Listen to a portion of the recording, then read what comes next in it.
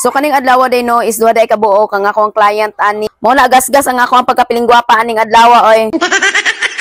Anyway, taga Kamagi, Iligan City di ay ang akong client karon nga duha ka buok. Ug mao na din na ang before ug after sa buhok sa akong client. Anyway, mayong adlaw di ay sa ato ang tanan. O karon po ding adlaw day no is laing grasya na sad ang gihatag sa Ginoo sa piling gwapa ba. Mo na bless kay ko ani mga panahon na no kay lagi duha ka buok ang anhi dire sa mo ang balay. Kay wala man ko nag home service ani nilang ma'am day no kay lagi duha sila ka buok unya wala koy assistant ani please lang. Mo nang niana ko sa ilaha nga pwede sila na lang ang muanhi dire sa moa. Unya ra ba aning adlaw no kay taw-taw na nagpaabot ang akong client sa gawas. Kay lagi nalimot ko nga na din nagpabook na ko aning adlaw. Mao lang nakuratan ko day kay grabe nagkinuntak ang ako ang mga client sa kuha. Kay lagi ganina ra day kay sila nga naa sa gawas bitaw. Mao ni ang adlaw day no naulawan na piling gwapa oy pis lang.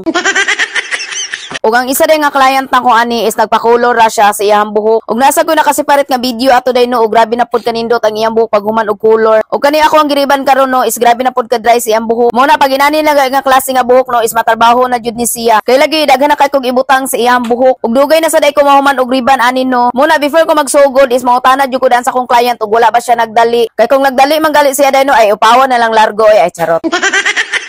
Bitaw oy pagtubanguno na magugay na sa tanan ang iyong buhok no is dili na jud na siya basta-basta nga dali siya mahuman. Kay lagi man paning kamutan jud sa piling gwapa day no nga nay kabaguhan or nay kalainan sa iyong buhok pag human og riban ba. Kay kamo magud mismo tagiya sa buhok no is kabalo na jud mo kung unsa na jud na ang inyong buhok. Muna pag ako ang magriban is dugay jud ko mahuman og riban. Kay lagi dili magud ako siya basta-basta dali-dalion ako og trabaho ba. Kay basta magud inani nang klase nga buhok no grabe na siya ka sensitive. Kay lagi man gamay sipyat magud na no is mabakjab ang amo ang trabaho. Mao na basta kabalo na gali mo day nga iyong buhok day damage na day no day is dili na yun na siya basta-basta tarbahoon sa piling gwapa please lang. Muna kasagaran sa mga hairdresser no is dili na basta-basta mo riban og mga naay color nga buhok. Kumbaga bitaw no kanang gamit na bitaw kay og medisina ang buhok. Kay lagi mahadlok man gud na sila nga babakjab sila ba. Pero ako man gud no is mo riban gapon ko ginana nga klase nga buhok kay lagi day palakasan na lang ni Guardian Angel oy.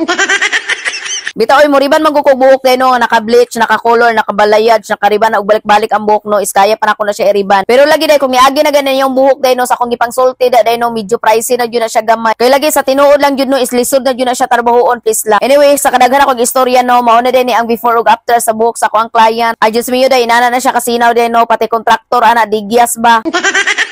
Anyway, mo ra din ako i-share sa inyo no og dire na day ko mag-end. I'm Emerly and thank you for watching mo nang bye mo ay.